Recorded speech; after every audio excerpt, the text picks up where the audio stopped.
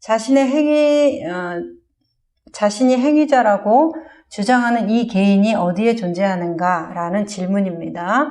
대답은 내가 구분되는 느낌은 몸과 마음을 통해 규정하는 습관과도 관련된다.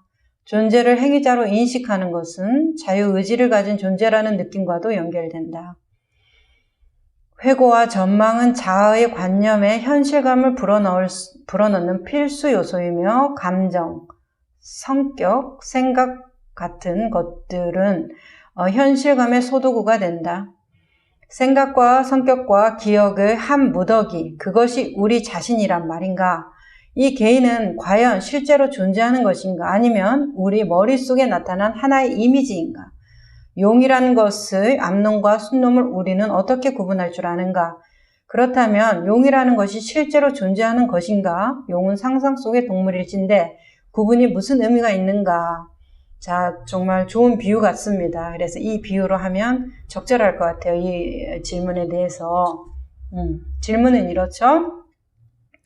당신이 행위자라고 주장하는 이 개인이 어디에 존재하는가? 나라는 사람이 어디에 존재하는가?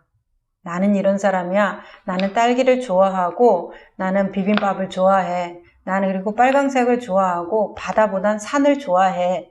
이제 이렇게 나는 어떤 사람, 나는 그리고 봉사, 헌신이 아주 중요한 핵심 가치야.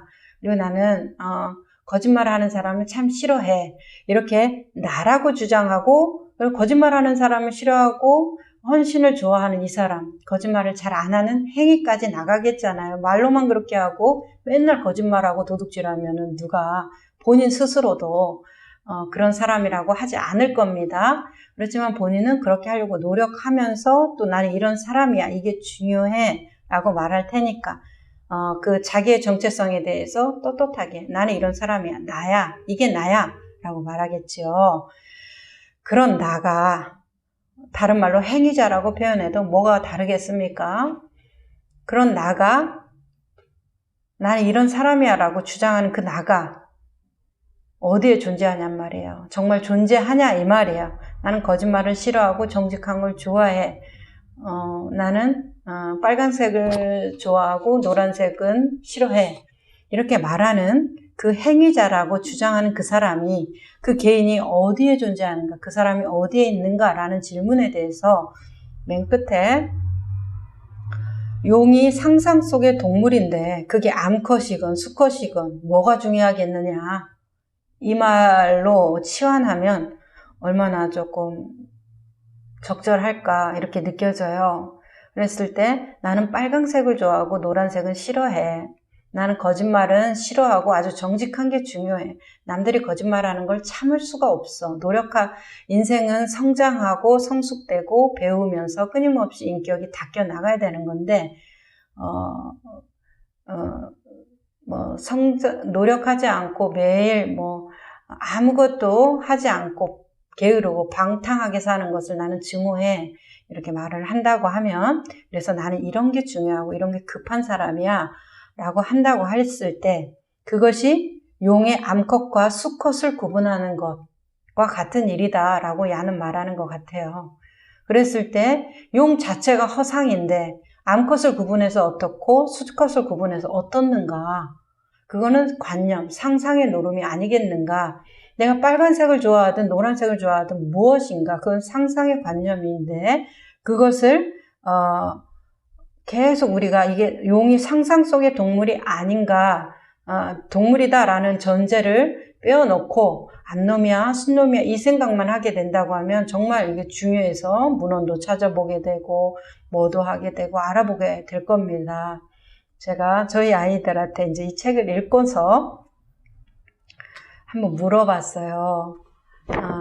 아이들 그 포켓몬스터라고 좋아하는 일본 애니도 있고 있습니다.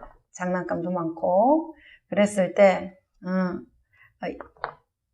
포켓몬 중에 한 녀석을 집어다가 얘가 근데 암컷이야 수컷이야 이렇게 물어봤어요. 포켓몬은 만화고 상상이 만들어낸 어떤 몬스터들 중에 하나들이죠. 그런데 이렇게 생김새가 눈이 크고, 뭐, 어떻게 된 게 어떻게, 여자야, 암컷이야, 막 이렇게 얘기를 하더라고요. 그랬을 때, 그럼 암컷, 수컷은 어떻게 구분하는데? 그랬을 때, 생식기로 구분하지. 아니야, 모양으로 구분하지. 목소리로 구분하나? 이제 이렇게 계속 들어간단 말이에요. 자, 우리가 이런 식으로 대상에 집착하더라, 이 말이에요. 본질은 뭔데요?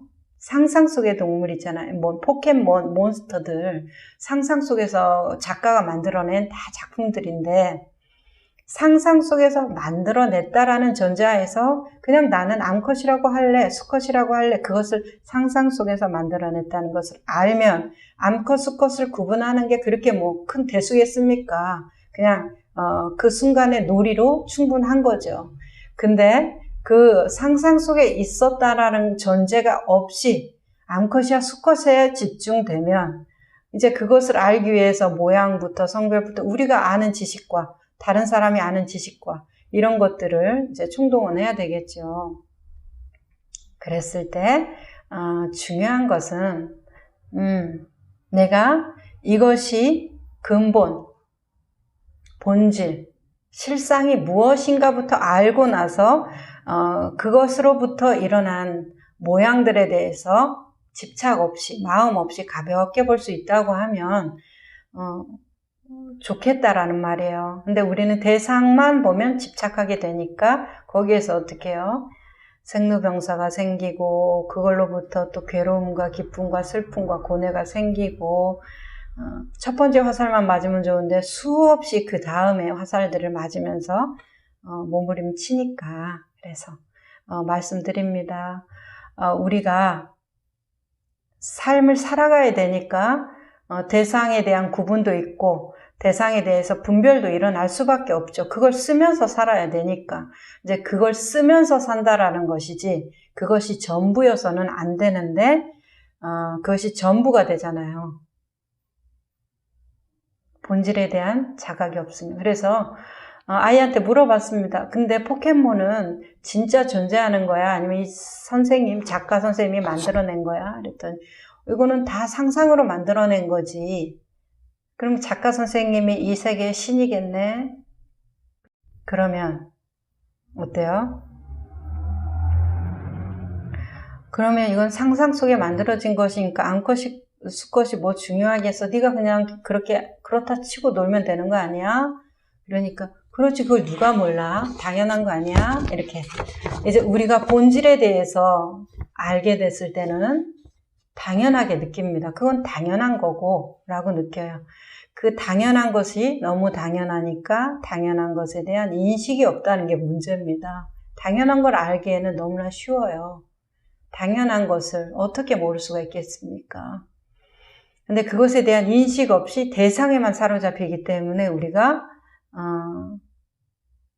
너무나 복잡하고 어려운 길을 가잖아요. 깨닫는다고 하는 그것이 물고기가 물을 보는 것처럼 쉬운 게 없고 물처럼 가까운 게 없지만 물을 보겠다라는 그 마음이 똑같은 거 아니겠어요? 자, 그런 것처럼 물처럼 쉬운 게 없지만 그것을 물이 모든 것이 근본이라는 그 쉬운 것에 대해서 내가 한 번쯤은 보지 않는다면 그것처럼 어려운 게 없잖아요. 그런 것처럼 상상이기 때문에 어떻게 만들어도 상관이 없다. 그것에 논쟁이 의미가 없다. 의미가 없는 논쟁에 대해서 지금 이 순간 필요하기 때문에 쓴다. 이거는 좋은 건데 이 논쟁이 의미가 있어서 내가 맞냐 네가 맞냐 내가 맞으면 승리하고 살아있는 것 같고 존재성이 확인되고 내가 틀리면 나는 패배자고 죄책감에 사로잡힌다면은 내가 지금 상상 속에 만들어진 동물이야 라는 생각이 있다는 생각이 저는 안 듭니다. 안 믿을 거예요. 내가 괴로움을 느끼고 있다라고 하면은 나는 그 역할에 사로잡혀 있다고 저는 보여지지 그건 역할일 뿐이야. 언제든지 벗을 수 있어 라고 생각하는 그 관념 속에 자유로움을 저는 믿지 않을 거예요.